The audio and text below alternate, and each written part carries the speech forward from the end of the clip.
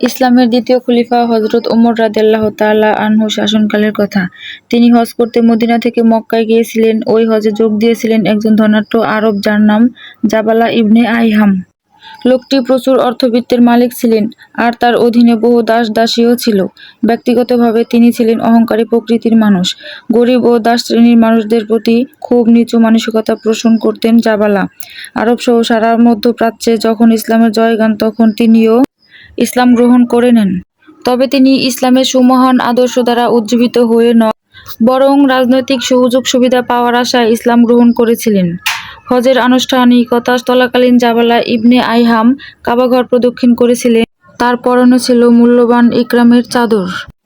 চাদরটির একটি অংশ মাটিতে গড়াগড়ি খাচ্ছিল। হঠাৎ চাদরের এক কোণে একজন দরিদ্র আরব বেদুইনের পা পড়ে যায়, আর চাদরটিতে টান লেগে তা জাবালার কাঁধ থেকে নিচে পড়ে যায়। আমরা আগে থেকেই বলেছি, জাবালা ইসলামের আদর্শ দ্বারা অনুপ্রাণিত ছিলেন না।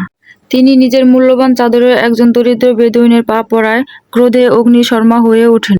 লোকটিকে কোনো কথা বলার সুযোগ না দিয়ে তিনি তার গালে সজোরে থাপ্পড় বসিয়ে দেন আর খুব বাজেভাবে তাকে অপমান করেন। হজের ময়দানে প্রকাশ্যে এত মানুষের সামনে এই অপমানের লজ্জা নিয়ে লোকটি তখন খলিফার কাছে ছুটে যান বিচার পাওয়ার আশায়।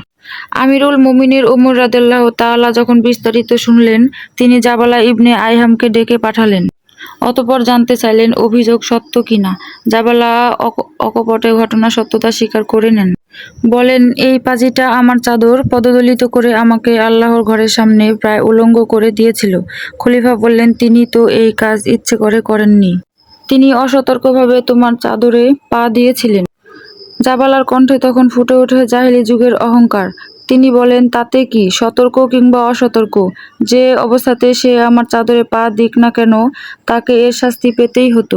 কাবা চত্বরে রক্তপাত নিষিদ্ধ থাকায় আমি নিজের ক্রোধ সংবরণ করেছি, নয়তো তাকে থাপ্পড় দিয়ে ছেড়ে দিতাম না, হত্যাই করে ফেলতাম।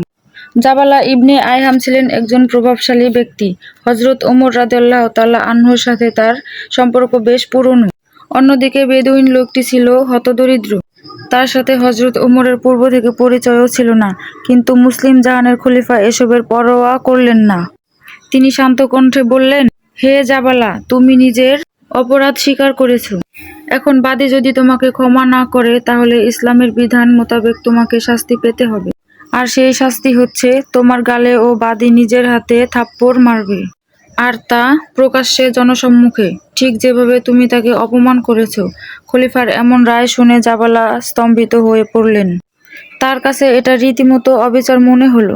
তিনি বিস্ময়ের সাথে বললেন, আমি আরবের একজন সম্ভ্রান্ত ব্যক্তি।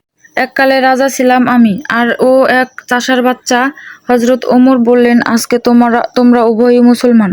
জাবালা উদ্ধত কণ্ঠে বললেন, যে ধর্ম রাজা প্রজা পার্থক্য করতে জানে না, সম্ভ্রান্ত আর সাধারণ মানুষকে এক পাল্লায় মাপে, আমি সেই ধর্মের অনুসরণ করব না। ওই চাষা যদি আমাকে থাপ্পড় দেয়, তবে আমি ইসলাম ত্যাগ করব। হযরত ওমর রাদিয়াল্লাহু তাআলা আনহু এবার অত্যন্ত কঠোরভাবে তার জবাব দিলেন। তিনি বললেন, তোমার মতো হাজারো জাবালা যদি ইসলাম ত্যাগ করে চলে যায়, তবুও আমি ওমর ইসলামের একটি ক্ষুদ্রতম বিধানও লঙ্ঘন করব না। অতঃপর খলিফার নির্দেশে বাদীটি প্রকাশ্যে শত শত মানুষের সামনে জাবালার গালে থাপ্পড় বসিয়ে দেন। জাবালা ক্রোধে চোখ লাল করে বাদীর দিকে একবার তাকাল, তারপর রাগে গড়গড় করতে করতে কাবা চত্বর ছেড়ে চলে গেলেন। অহংকারী জাবালা সত্যি ইসলাম ধর্ম ত্যাগ করেছিলেন। মূলত ইসলামের সাম্যের বাণী আর ভ্রাতৃত্ববোধ তার কাছে মূল্যহীন ছিল।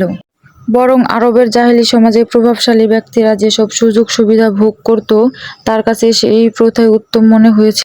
এই ঘটনার পর সে ইসলাম ত্যাগ করে মুরতাদ হয়ে যায় এবং রোম সম্রাটের কাছে গিয়ে আশ্রয় নেয়। জীবনের অবশিষ্ট দিনগুলি সে রোমেই প্রতিবাহিত করে জানা যায়।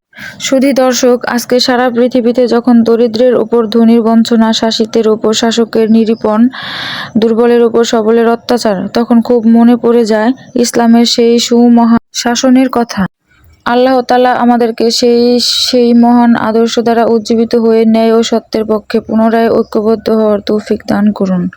আমিন। নিয়মিত ইসলামের ভিডিও পেতে আমাদের চ্যানেলটিকে সাবস্ক্রাইব করার অনুরোধ রইল।